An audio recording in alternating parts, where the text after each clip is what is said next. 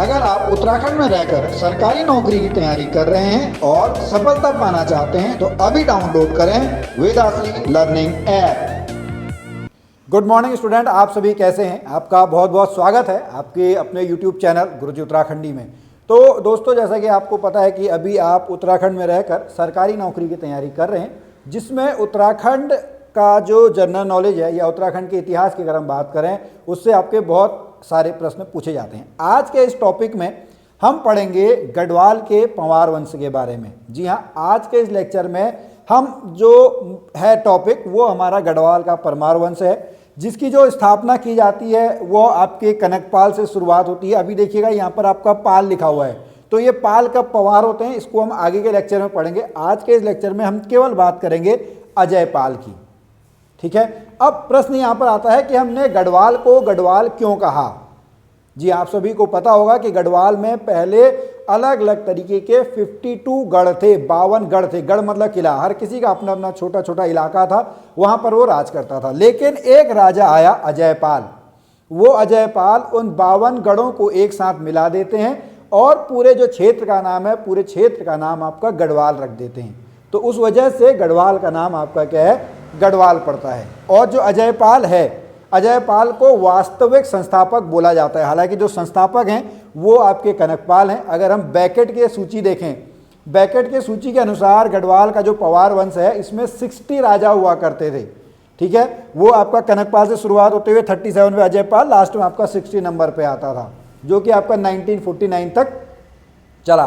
तो आज के इस लेक्चर में हम पढ़ेंगे अजयपाल के बारे में कि अजयपाल कौन थे, इन्होंने क्या काम किए, ये किस संप्रदाय को मानने वाले थे, इनकी तुलना भारतवर्ष के किस महान सम्राट से की जाती है, और यहाँ से प्रश्न आपका जरूर बन के आता है। तो इसके लिए अब मैं ले चलता हूँ आपको अपनी कंप्यूटर स्क्रीन पर। तो स्टूडेंट, अभी हम यहाँ पर आज अजयपाल के बारे में पढ़ेंगे। ठीक है, शुरुआत करते हैं। यहाँ पर जो आपका ये पूरा, अगर आपको यहाँ पे मैप दिख रहा होगा, इस मैप की अगर हम बात करते हैं तो जैसा आप सभी को पता है कि जो हमारा ये है एक अप्रोक्स यहाँ पर मान के चलिएगा। ठीक है, कुछ समय पहले जो आपका ऐसे हम बांट सकते हैं अपने पूरे उत्तराखंड को। तो जो इस साइड का आपका इलाका आता है ये आपका, आपको पता होगा, कुमाऊं का हिस्सा कहलाता है, और जो ये हिस्सा है ये हिस्सा आपका गढ़वाल का हिस्सा है। ठीक है, जो आज हम जिसको गढ़वाल बोलते हैं। लेकिन जो आपका है उसकी जो शुरुआत होती है वो शुरुआत होती है गढ़वाल की यहां से। कहां पर? चांदपुर गढ़ से इसकी शुरुआत होती है। इसके बाद ये जो आपका है पंवार वंश, इसकी जो राजधानी है वो बाद में श्रीनगर शिफ्ट कर दी जाती है। इसके पास यहाँ पर आपके लगभग आपका एक मणदेव के आपके अलग अलग जो छोटे छोटे हैं वो राज कर रहे थे। इधर का जो हिस्सा है वो आपका गंगा द्वार हरिद्वार वाला हिस्सा है। ठीक है, इधर आपका एक चक्रा देहरादून के आसपास एक चक्रा शासन आपका चल रहा था। उसके बाद अगर हम यहाँ पे बात करें तो इधर आपका गढ़वाल कुमाऊं में आपका गोविसाण का है। इधर आपका जो आपका बागेश्वर चंपावत साइड आपका चंद वंश का शासन चल रहा है। इधर नीचे आपके कुछ खस शासन चल रहा है। उसके बाद यहाँ पर आपका कत्यूर घाटी कत्यूरों का शासन चल रहा है। उसके बाद हम आगे बात करें, यहाँ पर वो आपका दानपुर वाला हिस्सा है। ठीक है, और इधर जो है वो आपका भोट प्रदेश का काम चल रहा है। तो इस तरीके से जो बहुत सारे हैं, लेकिन हम जो यहाँ पर पढ़ रहे हैं हम केवल आपका अजयपाल के बारे में पढ़ेंगे। ठीक है, तो अजयपाल का जो शासन है वह 1490 से लेके आपका 1519 तक बताया जाता है। ठीक है, और श्री बैकेट जो बैकेट हैं उनकी जो वंशावली सूची है उसके अनुसार इनका जो नंबर है वो आपका 37 नंबर आता है, और इन्होंने 52 गढ़ों का एकीकरण आपका किया था। ठीक है, इस वजह से इनको गढ़वाला भी बोला जाता है, और इसी वजह से जो पूरा ये इलाका है उस इलाके का नाम आपका है वो आपका गढ़वाल बोला जाता है। और यहाँ पर आप नंबर नोट करेंगे, एक बार इससे पहले भी यह प्रश्न बन चुका है कि कौन सा आपका जो राजा है, ये किसने नंबर का राजा, वो क्वेश्चन मेरे को एग्जैक्ट याद नहीं है, लेकिन जो ये 52 गढ़ों का एकीकरण है यह इन्होंने 1515 में किया था। ठीक है, और ये पहले ऐसे आपके परमार वंश के हैं जिन्होंने चंद वंश के साथ युद्ध किया था। चंद वंश में आपने पहले हमारी क्लासेस में कीर्ति चंद के बारे में पढ़ा होगा।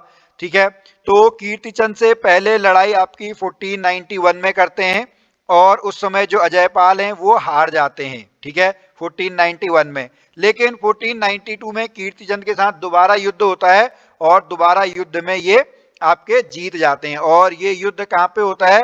ये युद्ध आपका देवघाट सीमा के पास होता है, मतलब जो देवघाट वाली सीमा है, ठीक है, जिसको आज हम देवघाट बोलते हैं, देवघाट, वहां पर जो आपका है, वहां पर जो लड़ाई होती है इनकी कीर्तिचंद के साथ, 1491 में ये हार जाते हैं, 1492 में ये जीत जाते हैं। ठीक है, आगे हम चलते हैं। सबसे जो इंपॉर्टेंट है वो राजधानी परिवर्तन है। अगर हम बात करें जो कनकपाल से लेके बीच में आपका सोहनपाल, लसणदेव, ये सारे आपके राजा और राजा लोग भी आते हैं। ठीक है, उसमें आपका मान के चलेंगे हम विचित्रपाल है, हंसपाल है, सोनपाल, जगतपाल, अनंतपाल।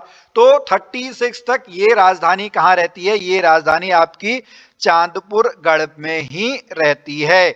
उसके बाद ये चांदपुर गढ़ से आपकी राजधानी कहाँ शिफ्ट कर देते हैं? देवलगढ़ में। ठीक है, कहाँ शिफ्ट कर देते हैं? देवलगढ़ में। देवलगढ़ श्रीनगर से लगभग आपका 7-8 मील आपका दूर है। उसके बाद वो देवलगढ़ से भी कहाँ ले आते हैं?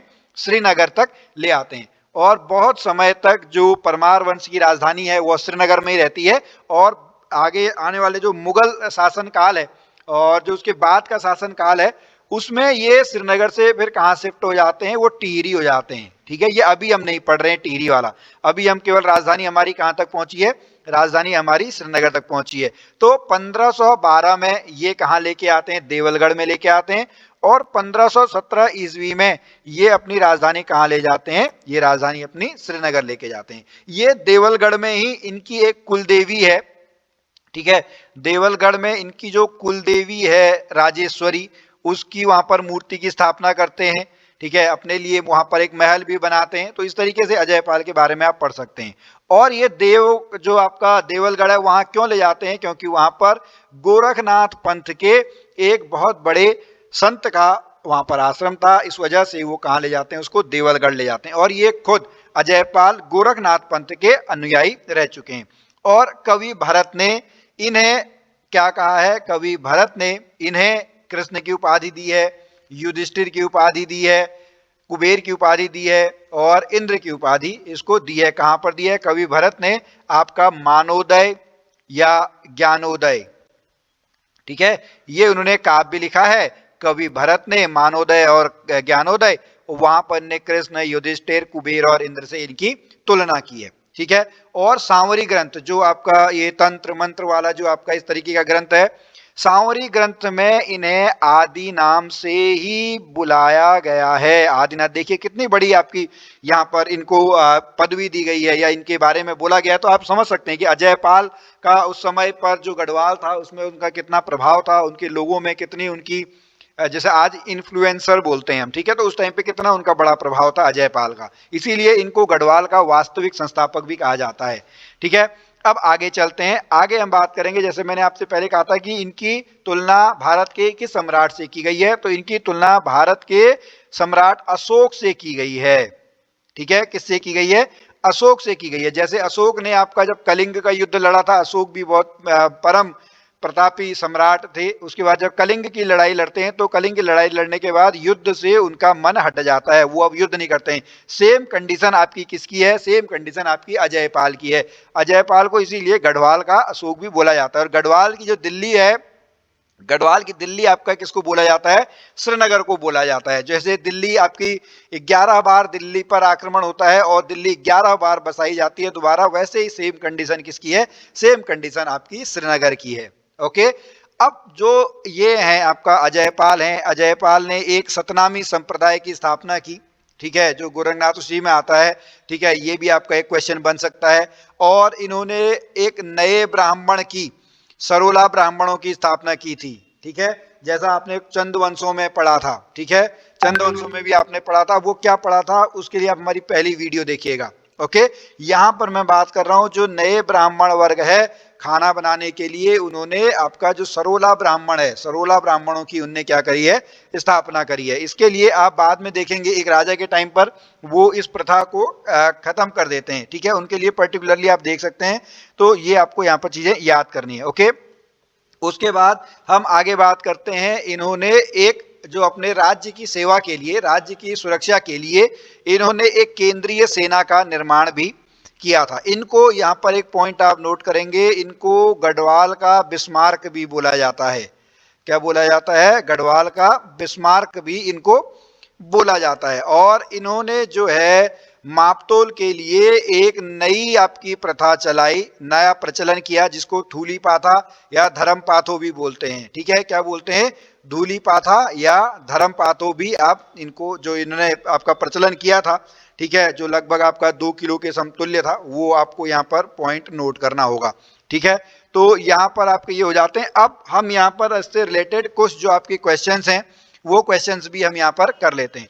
तो सबसे पहला यहाँ पर प्रश्न है, सबसे पहला हमारा प्रश्न है, गढ़वाल में परमार वंश की स्थापना किसने की? तो गढ़वाल में जो परमार वंश की स्थापना है, वो परमार वंश की स्थापना आपकी कनकपाल ने की। किसने की? कनकपाल ने। उसके बाद सेकंड क्वेश्चन है, गढ़वाल के परमार वंश के 60 राजाओं की सूची में सबसे विश्वसनीय सूची कौन सी है? तो सबसे जो विश्वसनीय सूची है वो आपकी बैकेट की सूची है, जिसमें कितने राजा हैं? आपके 60 राजा हैं। फिर आता है कोनपुर गढ़ कहाँ स्थित है? तो कोनपुर गढ़ आपका कहाँ स्थित है? चमोली में। कहाँ पर है? चमोली में। अगला है, चांदपुर गढ़ के शासक भानु प्रताप ने अपनी पुत्री का विवाह किससे करवाया? भानु प्रताप ने अपनी पुत्री का विवाह आपका किससे करवाया? कनकपाल से करवाया। ठीक है, जैसे आपका वहां पर चंदवंश में आपने सोमचंद के बारे में पढ़ा होगा, ब्रह्मदेव ने अपनी पुत्री का विवाह किसके साथ कराया? सोमचंद के साथ। तो सिमिलरली यहाँ पर जो चांदपुरगढ़ का शासक है भानु प्रताप, उसने अपनी पुत्री का विवाह किसके साथ कराया? कनकपाल के साथ। ओके, अगला है, सोनपाल ने अपनी राजधानी कहाँ स्थानांतरित करी? तो सोनपाल ने जो चांदपुरगढ़ से राजधानी है वो आपकी कहाँ कर दी? वो आपकी भिलंग घाटी में कर दी। कहाँ पर कर दी? भिलंग घाटी में। ये कुछ आपके इंपॉर्टेंट क्वेश्चन है। फिर है, अपनी ताम्र मुद्रा चलाने वाला प्रथम परमार शासक कौन था? तो लसण देव या लखन देव आपका पहला ऐसा परमार शासक था जिसने अपनी ताम्र मुद्रा चलाई थी। 7वां प्रश्न, किस पवार शासक ने अपनी राजधानी श्रीनगर में स्थापित की? तो ये कौन सा राजा है? इन राजा का नाम है आपका अजयपाल। क्या है?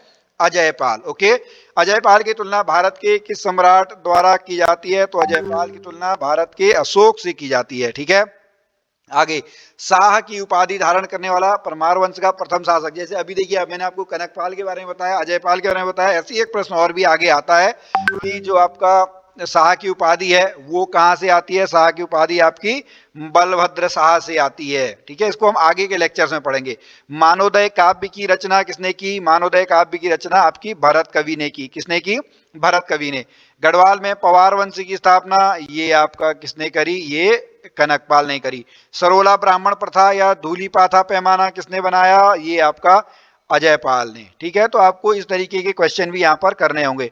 तो स्टूडेंट, मैं फिर से आपको बता दूं कि आप अगर एक्स्ट्रा यहाँ पर कुछ पढ़ना चाहते हैं तो आपको हमारी ऐप वेदाश्री लर्निंग ऐप ये आपको डाउनलोड कर लेनी चाहिए। ठीक है, आप वहां पर जाके समस्त जानकारी ले सकते हैं, नहीं तो आप इस नंबर पे 7900402000 पर आप संपर्क कर सकते हैं।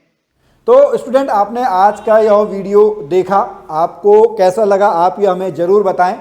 और अगर आपको और भी अधिक हमसे पढ़ना है तो आप हमारी ऐप वेदाश्री लर्निंग ऐप को डाउनलोड कर सकते हैं। वहाँ पर आपको हमारा उत्तराखंड हिस्ट्री का पूरा कोर्स मिलेगा, वहाँ पर आप सब कुछ पढ़ सकते हैं। अधिक जानकारी के लिए आप 7900402000 पर हमसे संपर्क कर सकते हैं। मैं मिलता हूँ फिर आपसे अगली वीडियो में, तब तक के लिए जय भारत, जय उत्तराखंड।